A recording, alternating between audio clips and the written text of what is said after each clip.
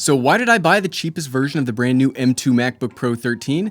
This is the MacBook Air, by the way. Well, that's because it looks like a really nice, reasonably safe computer. It's not wowing us with new features, but there is value in safe technology. However, the cheapest moniker comes in because if you upgrade it at all, it starts bumping into the realm of the bigger, nicer MacBook Pro 14s. Despite the unenthusiastic upgrades on display this year, much like the M1 MacBook Pro 13, I do think there is a market and a few potential reasons to buy this thing. But remember, the cheapest model is where the value is. And personally, I would take the M2 MacBook Air over this, probably the M1 MacBook Air as well. But those M2 Airs aren't in our hand yet, so it's tough to say which one would actually work better. It's great to see the presentation, but when we start using things, that's where the difference comes in. Speaking of the cheapest model, we really need to use air quotes to say that because at $1299, there's not that much cheap about it.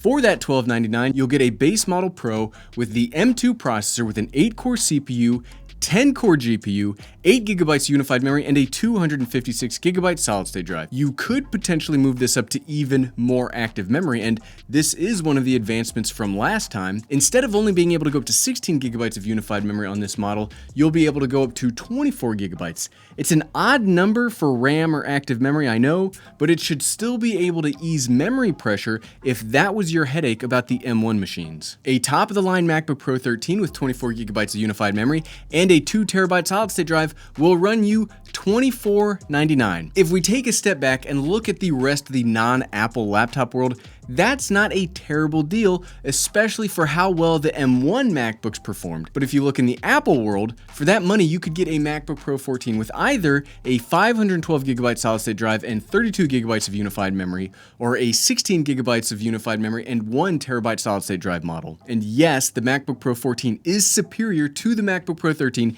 in every way possible. I can't think of a single way that the MacBook Pro 13 is better, which again, like I said in the intro, is why you get the cheapest model. Okay, Gary, you're Mr. Fancy Smart Guy. Why even buy this MacBook when it's exactly like the previous model, except some internal spec bumps? Well, team, that's exactly it. We only need to look at the iPads to see the potential future of these kind of MacBooks from here on out. iPads generally get a hardware redesign every few years or so. The iPad Pro was reworked in 2018, and we still get the same Pro chassis today. They receive internal spec bumps year over year. In my opinion, this isn't so that someone buys a new iPad or a MacBook every year. It's so that the tech is kept up to date, and when somebody does want to move from that quad-core i7 MacBook Pro to one of the new ones, you literally have the best option available. And to clarify before we go any further, no, I don't think that if you own an M1 MacBook Pro 13 that you should upgrade to the M2 MacBook Pro 13. This is just a way for Apple to keep their processors up to date without spending money or team effort every year on a new design. You can love it or hate it, but personally for me, it's nice to know that if I buy a machine this year, it's not going to get a totally different design and make my MacBook feel outdated immediately thereafter. Well, sometimes. The MacBook Air did change 1 year later. I think the MacBook Pro 13 will fill that very key role of being the safest, least risky MacBook in the entire lineup, as it always has. I say this a lot, but I do kind of have a soft spot in my heart for the MacBook Pro 13, as the 2015 model was the first Apple computer that I ever bought. The MacBook Pro 13 is the second best-selling MacBook on the market behind the MacBook Air, and it is thus because it's a very nice compromise between not spending the money on a $2,000 laptop, yet still getting the latest and greatest power experience that Apple can offer. I don't see the MacBook Pro 13 as an enthusiast laptop, well, unless you are enthusiastic about the Touch Bar. Why? I see the MacBook Pro 13 as the laptop for somebody that walks into Best Buy or their local electronics store looking to get something today, but balks at the thought of the MacBook Pro 14. With that out of the way, let's dig into the main reasons I would say, okay, yes, you are looking for a new computer, maybe you should consider the M2 MacBook Pro 13. 1, the power. We've already seen how great the M1 computers can be, and I think Apple's earned a lot of credibility since they started making their own laptop chips, because when they showed off the presentation at the M1 launch, they were saying weird things about power efficiency and actual performance, and it was like, I don't know that you can actually deliver that. Well, they ended up being right. So for the M2, when they say there are moderate advancements in single-core performance and a fairly large jump in overall graphical performance, I will take them at face value there. What we might end up seeing next week when these machines start getting into our hands are that the MacBook Pro 13 is one of the, if not the strongest performing single-core computer on the market. You might laugh, but the M1 is already really close up there, and as this graph definitely shows, the M2 processor edges out even the mighty M1. I'm not actually sure how Apple would have been able to achieve this without me literally needing to believe in magic. The biggest advancement, practically speaking, seems to be with the GPU. So if you are somebody that deals with a lot of graphical work, be that digital art rendering, video editing, very specific gaming, this will undoubtedly be better than all MacBooks previously under $2,000. And I think I saw a tweet the other day where it's better than the $5,000 Mac Pro. This might end up being one of the functionally best graphical workstations on the market under $1,300. Seriously, what Apple's been able to accomplish with their integrated GPUs is remarkable, and they now have performance that was very recently only achievable by fairly large power-hungry dedicated graphics cards. Speaking of power-hungry, 2. The battery life. The MacBook Pro 13 easily has the best battery life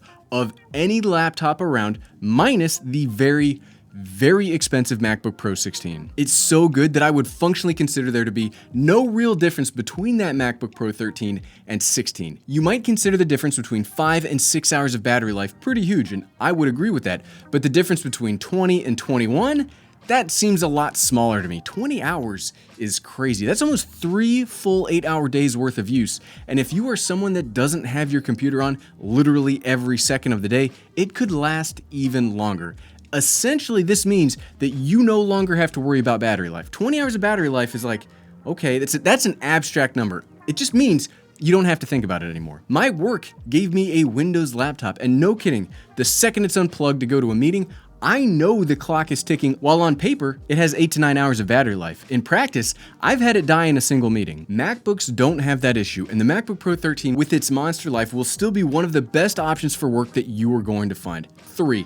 I love the MacBook Air, and I personally think both the M1 and M2 versions are the better buy. But I also live and work in an environment that isn't overly warm, and I never have to worry about thermal performance. However, if you are somebody that does, the MacBook Pro 13 continues to have an active cooling system, unlike these MacBook Airs. The Apple processors are so thermally efficient that it doesn't take much to keep them in a healthy operating environment, but sometimes you can't control that if you live in a hot climate. So this onboard fan could be the difference between the computer working for you or not, and I don't really want to discount this. Yes, it's easy for me as somebody that stays inside all day to extol the virtue of a computer with no fans, but it's not as easy for folks that have to work in the heat and you need a computer that functions all the time. This computer is for you. On that note, watch me buy the cheapest M2 MacBook Pro 13, but I buy a lot of stuff. Who would I specifically recommend the M2 MacBook Pro 13 to? Spoilers, but this is not going to get a general audience recommendation from me. Some laptops do, this is not. I do think there are other better computers out there for less money, or better value out of ones out there for a little bit more money.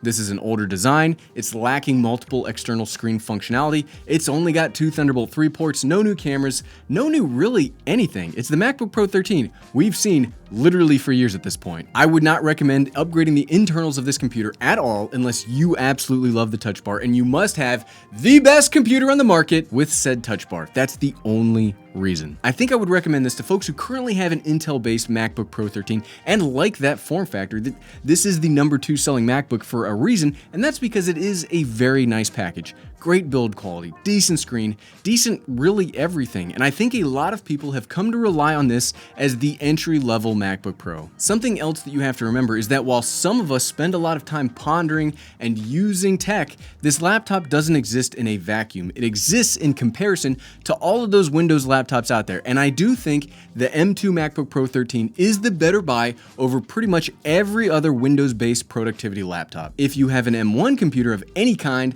I wouldn't recommend the M2 MacBook Pro 13. You won't see enough of a difference to justify the price. Much like I said in the You Should Not Wait series, going from M1 to M2 is an evolution and not the revolution that the i7 to the M1 switch was a couple of years ago. And if you like this video, click here to see a bigger overview and more specifics on the M2 MacBook Pro 13. Click, click, click, click, click, click, click. Thanks for watching.